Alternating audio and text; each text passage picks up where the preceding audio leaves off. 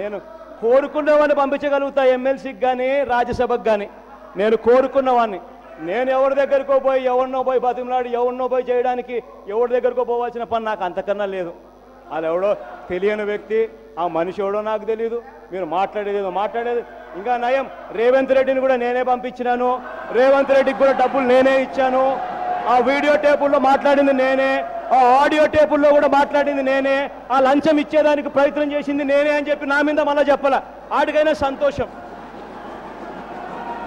నిజంగా సంతోషం. అక్కడికైనా కూడా 8 మంది ఎమ్మెల్యేలను కొనడానికి 150 కోట్ల రూపాయలు బ్లాక్ మనీ పెట్టడానికి సిద్ధపడ్డారు. 22 సార్లు ఛార్జ్ షీట్లో పేరు రాశారు. ఫోరెన్సిక్ రిపోర్ట్లు ఉన్నాయి, అవి కూడా ఛార్జ్ షీట్లో ఉన్నాయి, గమనించుకోండి. అయినా కూడా ఈ టాపిక్ ఎందుకు వస్తూ ఉందనంటే ఇవన్నీ ఉన్నాయి కాబట్టి కేసుల నుంచి తప్పించుకునే దానికోసమే ఇవాళ ప్రత్యేక హోదాను పనంగా పెట్టి మోడీ గారి ముందు సాష్టాంగపడ్డారు ఇదే చంద్రబాబు నాయుడు గారు అని చెప్పడానికి ఈ టాపిక్